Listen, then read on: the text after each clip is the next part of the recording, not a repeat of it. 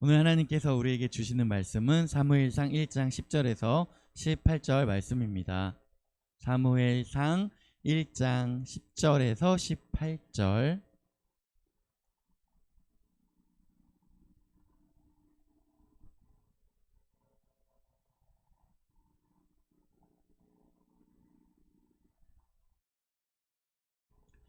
다 찾으셨으면 한 목소리로 읽도록 하겠습니다. 한나가 마음이 괴로워서 여호와께 기도하고 통곡하며 서원하여 이르되, 만군의 여호와여, 만일 주의 여종의 고통을 돌보시고 나를 기억하사 주의 여종을 잊지 아니하시고 주의 여종에게 아들을 주시면 내가 그의 평생에 그를 여호와께 드리고 삭도를 그의 머리에 대지 아니하겠나이다.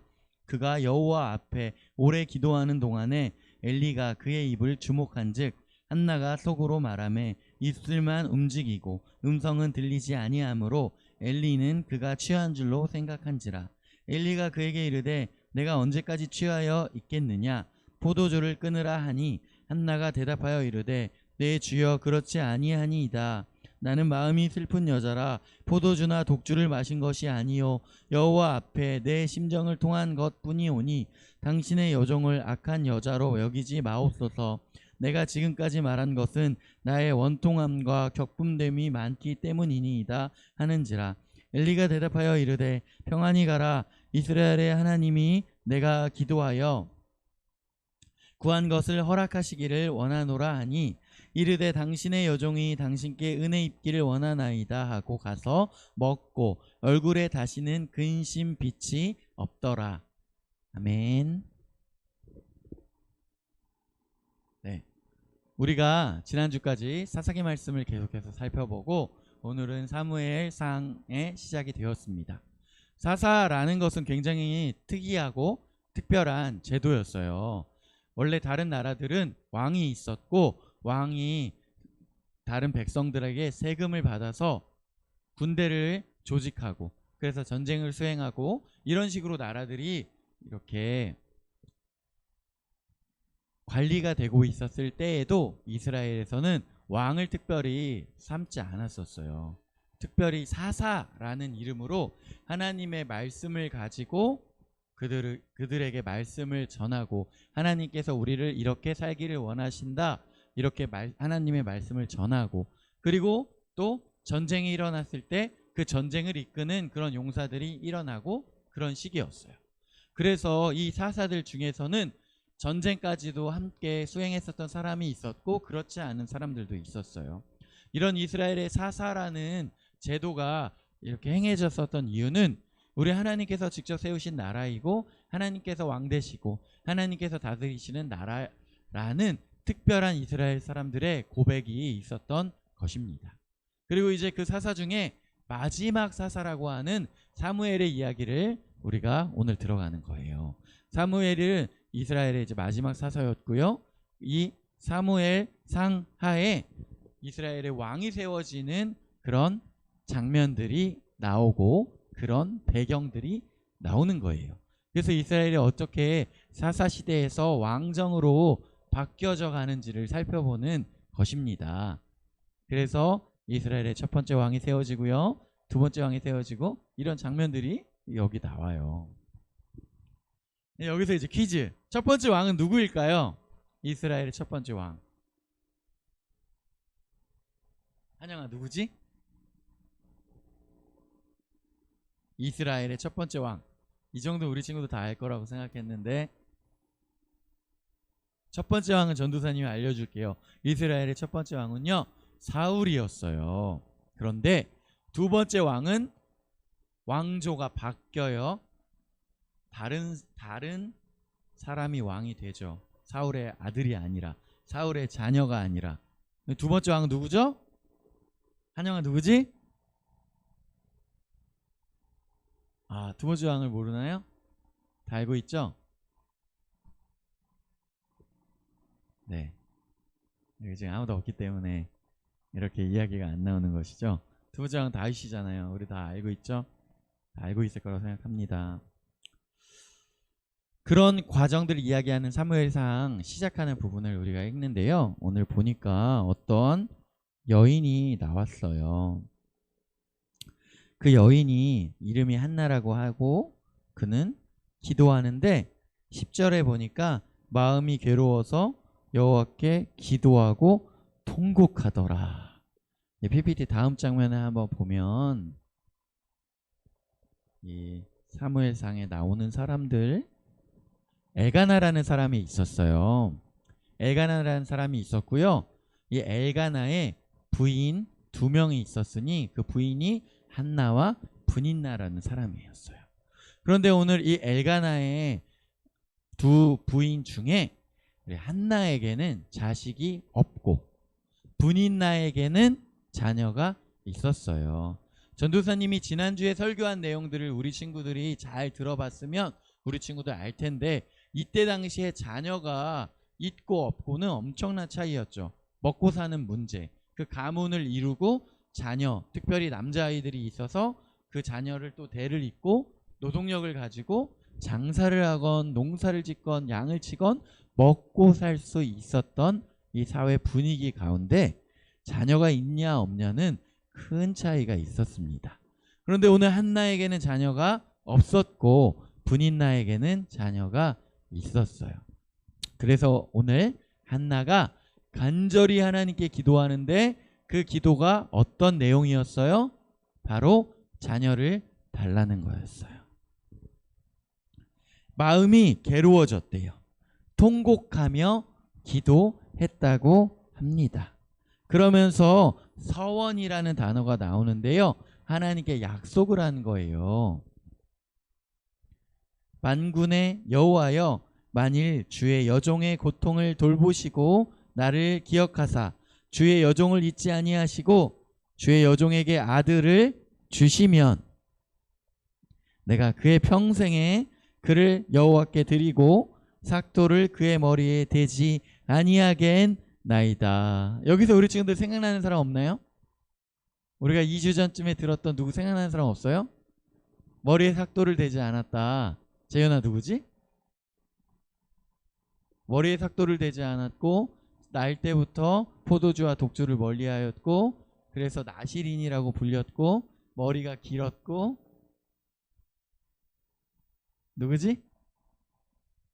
손이 3개는 아니고 이름이 삼손. 생각나죠? 다 처음 들어요? 한영아 삼손 처음 들어?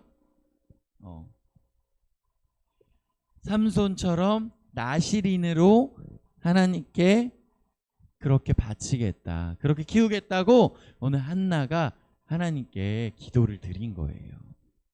그러면서 보면 한나가 그 기도 드리고 이 엘리라는 제사장이 너 술 취한 거 아니냐, 왜냐하면 간절하게 하나님께 울면서 속으로 이렇게 기도하고 있으니까 너 술 취한 거 아니냐 이렇게 이야기를 한 거예요. 그러자 한나가 억울하죠. 나는 그런 사람이 아니라고. 그러고 이 엘리 제사장도 한나를 축복해줘요. 너의 기도를 하나님께서 들어주시기를 원한다. 그리고 나서 한나가 집에 돌아가서 잘 먹고 그 얼굴에 근심이 없었다고 오늘 우리가 읽은 말씀에 이야기하고 있습니다. 그러면서 오늘 말씀의 제목이 하나님께 모든 것을 쏟아놓는 그런 믿음, 모든 것을 쏟아놓는 기도, 이런 건데요. 오늘 보니까 한나가 그냥 자기 아들 없으니까 자기 아들 달라고 기도하는 거 아니에요? 자기 마음의 소원을 들어달라고 하는데 그게 뭐 그렇게 대단한 신앙인가요? 모든 것을 쏟아놓는 신앙? 모든 것을 쏟아놓는 기도? 그런데 여기서 우리가 한 가지 기억해야 할 것은 한나가 자녀를 달라고 할 때 자신의 유익을 위해서, 자신이 수치당하지 않기 위해서, 자신의 가정에 위해서 이렇게만 한 게 아니었어요. 여기 우리가 읽었었던 내용을 보니까 어떻게 해요? 삭도를 머리에 대지 않고 하나님께 드리겠다고 이야기해요. 그가 하나님을 위하여 사용되어지길 원한다고 기도하는 것입니다. 그렇게 기도하는 것을 통하여 술 취한 거 아니냐고 오해받고 수치를 당하기도 해요. 이것이 우리의 삶 가운데 어떻게 다가오는지 한번 생각해 보고 싶다는 것입니다. 우리 친구들 중에 요즘에 좀 힘든 친구들 많이 있죠. 전도사님이 이렇게 봤더니 고3 친구들은 이제 수능이 한 80여일 남아 있어요. 코로나 때문에 학교도 제대로 가지 못하고 공부도 제대로 되지 않고 집중되지 않는 그런 마음일 거예요. 다른 친구들은 다 공부 엄청 열심히 하고 잘하고 있는데 나만 이렇게 집중 안 되는 것이 아닐까? 마음의 위기감도 생길 수 있어요. 그런데 그때에 우리가 하나님을 붙잡자고 전사님 도전하고 싶습니다. 마치 한나처럼 그렇게 붙잡자는 거예요. 어떻게? 하나님, 정말 제가 공부 열심히 해서 하나님의 사람으로 다른 사람들에게 선한 영향력을 끼치며 살아가고 싶습니다. 그런데 제가 집중력이 부족합니다. 하나님, 지혜 주세요. 끈기 주세요. 집중력을 주세요. 능력을 주세요. 하나님께 그렇게 쏟아 부으며 기도하며 한번 나아가 보자는 거예요. 우리의 마음이 처음에는 내가 좋은 대학교 가서 좋은 데 취직하고 다른 사람들에게 좀 무시당하지 않고 이런 마음으로 시작했을지라도 괜찮아요. 그 마음을 오늘 바꾸면 됩니다. 그 마음을 오늘 하나님께 쏟아 부어 드리면 되는 거예요. 그러면서 하나님께 나아갈 때 우리가 하나님께서 이렇게 나를 도와주시는구나, 이런 경험들을 붙잡고 가지고 살아보자는 거예요. 하나님이 반드시 우리 친구들을 도와주실 것입니다. 아멘. 아멘. 도와주실 거예요. 붙잡고 기도해 보자는 거예요. 전사님 생각할 때 80일이면요 많은 것을 할 수 있습니다. 많은 것을 할 수 있어요. 집중해서 효과적으로 선택과 집중해서 내가 잡을 수 있는 것들을 딱 붙잡고 하면요 많은 것을 할 수 있고요, 또 점수를 올릴 수 있는 시간이라고 전사님 생각합니다. 전도사님이 지난주에 헬스클럽을 등록을 해가지고 헬스를 다니면서 검색을 했어요. 뭐 해야 돼요? 헬스 다니려면 이제 운동 열심히 했었던 사람들의 그 지혜의 어떤 그런 이론들을 봐야 되겠죠. 그리고 그런 운동 유튜버도 또 찾아보고, 그러면서 또 내 마음을 새롭게 하기 위해서 뭘 해야 돼요? 이렇게 운동하고 이렇게 다이어트해서 살 많이 뺐다고 하는 사람들의 성공담을 읽어봐야 되겠죠.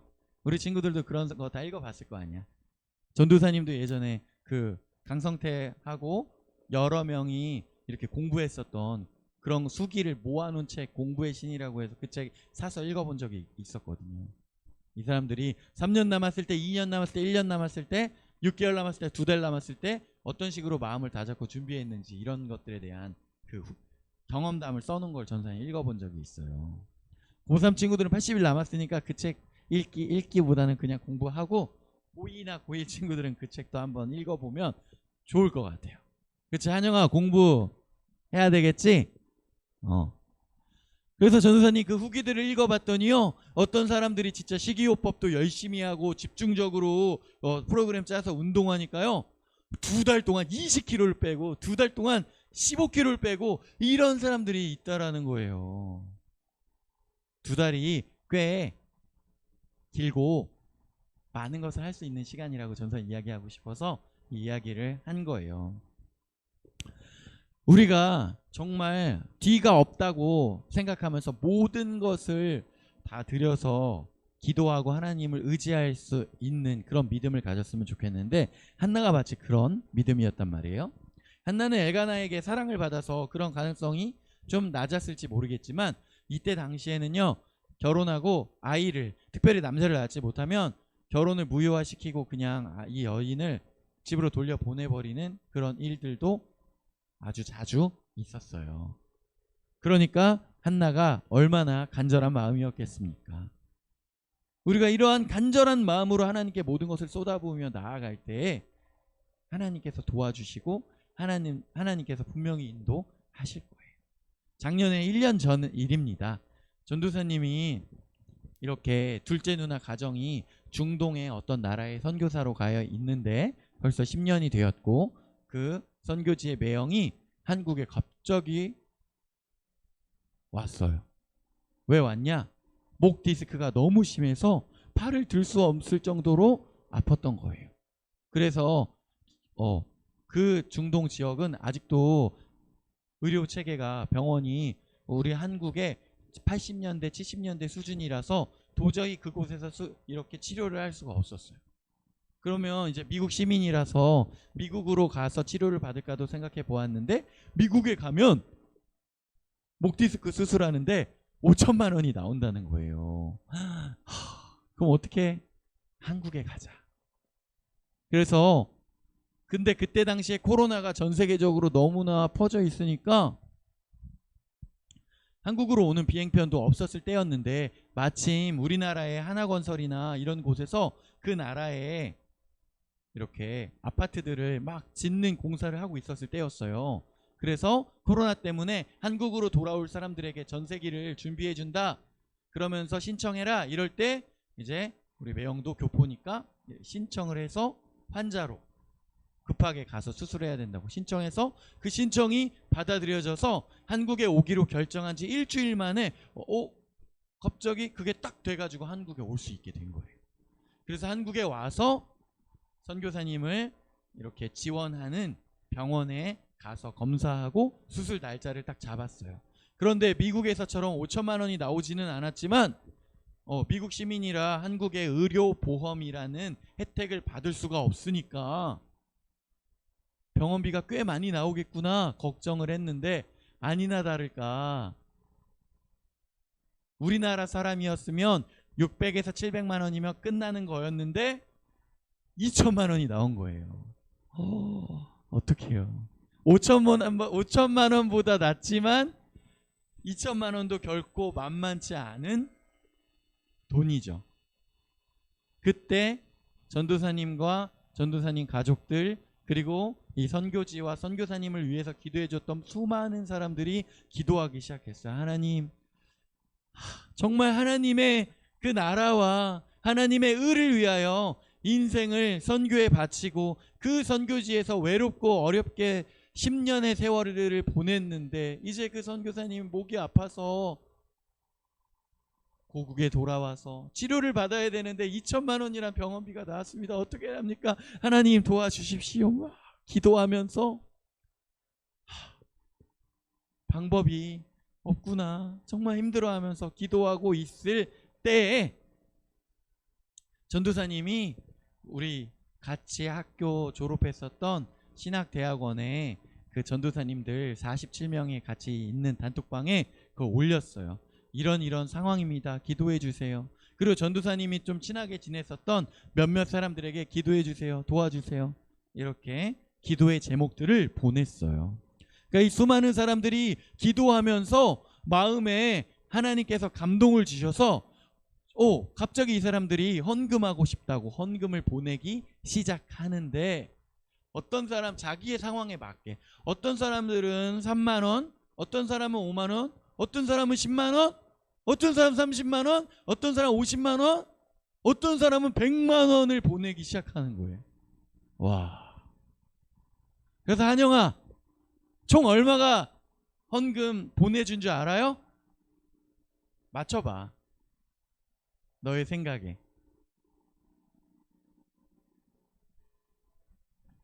전도사님의 지인들을 통하여서 한영아, 놀랄 준비 됐어요? 800만 원을 헌금해 주시고 하나님의 나라와 의를 위하여 헌신하신 선교사님 이렇게 수술 잘 받을 수 있도록 그리고 전도사님 엄마가 다니시는 교회에 어떤 전도사님께서 선교사님을 이렇게 수술하는데 헌금하고 싶다고 하면서 500만 원의 헌금을 해주셨어요. 그럼 벌써 전도사님 엄마 전사님 통해서 1,300만 원의 헌금이 들어온 거예요. 와, 처음에는 2천만 원 이거 어떻게 하냐 갑갑하고 이 말도 안 된다, 해결 못 한다고 생각했었던 그 마음 가운데 순식간에 1,300만 원이 채워지는 것을 보면서 하나님 일하신다. 하나님 우리를 기도를 들으신다. 하나님 인도하신다. 나머지 것들도 채워주십시오. 기도하면서 담대하게 수술 받고 그것들을 진행할 수 있었던 것입니다. 우리 친구들 눈앞에 놓여있는 그 어려움들이 헤쳐나갈 수 없는 것처럼 보입니까? 불가능하다고 생각하세요? 혹시 하나님께 모든 것을 맡기고 모든 것을 쏟아 부으며 기도하며 고백을 해 봤습니까?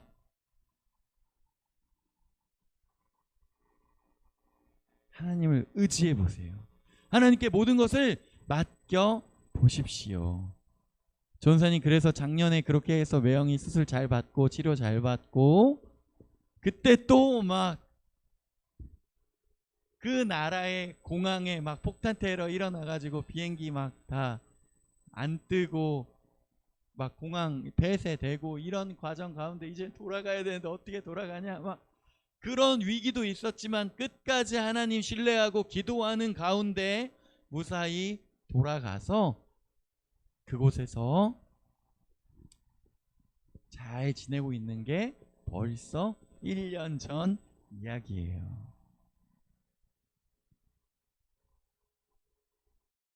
한나가 하나님께 모든 것을 맡기고 모든 것을 의지하며 자신의 모든 마음을 쏟아 부으며 기도하며 의지하였던 것처럼 우리 친구들 하나님께 그렇게 의지하고 우리의 모든 것을 쏟아 부어봤으면 좋겠어요.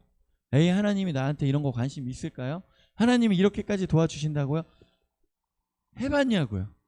그렇게 하나님께 도전해봤냐고요? 다 이렇게 쏟아 부으며. 성경이 마치 다 그런 이야기죠. 우리 야곱이 하나님을 붙잡고 밤새도록 나의 기도를 들어주시지 않는다면 하나님 갈 수 없습니다. 끝까지 붙들고 야복강에서 그렇게 밤새 기도했을 때 하나님께서는 하나님을 이긴 사람이라고 이야기해 주시면서 이스라엘이라는 이름을 붙여주시고 그의 삶을 변화시키시고 인도하셨다는 거예요. 그런 야곱과 같은 일들이, 요셉과 같은 일들이, 이런 한나에게 일어날 일들이 우리 영흥교회 중고등부 친구들에게 동일하게 일어나기를 소망합니다. 그렇게 할 수 있는 비결은 하나님께 기도하며 나아가는 거예요. 우리의 모든 것을 맡기고요, 우리의 마음을 완전히 쏟아붓고 하나님께 붙잡힌 바 되어지는 거예요. 전도사님이 지금 부모님 다니시는 교회에 전도사님도 26살에 사역 나오기 전에는 그 교회를 중학생 때부터 쭉 다녔단 말이에요. 그러면서 그 교회에서 많은 목사님들, 많은 전도사님들, 많은 선생님들을 통하여 그 은혜를 받고 그랬었어요. 근데 그 중에 어떤 전도사님이 나한테 해준 얘기가 있었어요. 그 전도사님이 고등학교 때부터 대학교 하나님을 알고 헌신하고 하나님께 기도하고 나아가는 그런 분이었는데 부모님이 교회를 안 다니는 사람이었어요. 그래서 교회 갈 때마다 너 때문에 우리가 고통받는다고 막 그렇게 괴롭혔다는 거예요. 그런데 이 전도사님은 하나님의 살아계심을 경험한 분이었기 때문에 내가 예배드리고 하나님께 기도하고 하나님께 나아가는 것을 내가 포기할 수 없다고 그러면서 하나님께 기도하며 나아가는데 어느 날은 그 엄마가요 이 전도사님 머리채를 잡았대요. 여자 전도사님이시거든요. 머리채를 잡고 흔들면서 네가 교회 다니니까 우리 집이 조상신의 그런 복을 못 받는 거라고 막 이렇게 머리채를 잡고 흔들었대요. 그때 그 전도사님이 어떻게 했을까요? 강비야 너라면 어떻게 할래? 재윤아 너라면 어떻게 할래? 나였으면 둘 중 하나였을 것 같아. 머리채 잡은 걸 확 뿌리치면서 아 뭐야 하면서 집을 나가던가 아니면 이렇게까지 고통당하고 이렇게까지 수치당했으니까 교회를 안 다니던가. 근데 그 전도사님은 그때 엄마가 머리채 잡고 흔들 때 딱 무릎 꿇고 딱 기도했대요. 하나님 지금 보이시죠? 내가 하나님 믿는다고, 내가 교회 다닌다고 우리 친엄마가 저의 머리를 이렇게 잡고 머리채를 흔드네요. 하나님 보이시죠? 하나님, 우리 엄마한테 하나님 살아계시다고 알려주세요. 그때 그렇게 기도했대요. 그리고 수년 후에 그 엄마가 하나님을 믿게 됐대요. 그러면서 하나님을 믿으면서 하나님의 그 놀라우신 그 사랑이 너무, 하나님 살아계시다는 것이 너무 강하게, 그 엄마가 그 임재를 너무 강하게 느끼니까 그 엄마가 예전에 그때가 생각이 나더래. 하나님 이렇게 살아계신데 내가 내 딸이 교회 다닌다고, 내 딸이 하나님 믿는다고 내가 머리채 잡았었구나. 내 딸을 내가 그렇게 괴롭혔었구나. 그런데 하나님 이렇게 살아계시구나. 이거를 그 엄마가 너무 강하게 느껴지니까 그 딸 앞에 무릎을 꿇었대요. 엉엉 울면서, 누구야? 내가 너 교회 다닌다고 내가 너를 그렇게 괴롭혔는데 하나님 이렇게 살아계시구나. 막 울면서 무릎을 꿇었대요. 그때 그 전도사님이, 엄마가 내가 만난 하나님을 동일하게 만나서 너무 감사하고 내가 다 용서한다고, 괜찮다고 하면서 그 엄마를 일으켜 세웠다고 전도사님한테 이야기를 해준 것이 기억이 납니다. 하나님을 의지하고 모든 것을 쏟아부었었던 그 기도 가운데 하나님께서 한나에게 사무엘을 낳게 하십니다. 아브라함이 100살에 이삭을 낳게 되어진다는 거예요. 노아가 배 만들 때 미치광이 소리 들었지만 반드시 비는 내렸고 홍수가 와서 산 위에 지었던 그 배가 물 위로 띄워졌다는 것입니다. 이 성경에서 나오는 이 믿음의 인물들처럼 우리 친구들 하나님께 모든 것을 맡기고 간절히 모든 것을 쏘아붓는 그런 신앙의 태도, 그런 믿음의 태도를 갖기를 소망합니다. 모르겠어요. 어떤 게 힘들지, 공부가 힘든지, 이성교제 힘든지, 친구관계가 힘든지, 가족관계가 힘든지, 경제적인 문제가 힘든지, 이런 거 전도사님이 우리 친구들 세세히 다 알지 못하지만 하나님께서 그 모든 것을 아시고 하나님께서 우리 친구들의 기도를 들으십니다. 그 기도를 들으시고 우리 친구들의 삶을 바꾸실 것이고 우리 친구들의 삶을 인도하실 거예요. 그것을 반드시 믿고 기도하며 나아가는 우리 영흥교회 중고등부 친구들이 되기를 소망합니다. 기도하겠습니다. 하나님 아버지, 너무나도 귀하고 소중한 우리 영흥교회 중고등부 친구들 한 명 한 명을 불러주심에 감사합니다. 하나님 아버지, 우리 친구들의 인생의 주인 되어주시고 인도자 되셔서 우리 친구들의 삶에 길을 만드시고 그 길을 인도하여 주시는 그 아버지 하나님 되어 주옵소서. 그래서 우리 친구들 어떤 힘들고 어려운 일들 있을지라도 우리 친구들의 삶을 반드시 하나님께서 사용하시고 받으실 것이라는 믿음으로 나아갈 수 있도록 인도하여 주옵소서. 감사드리며 예수님의 이름으로 기도드립니다. 아멘.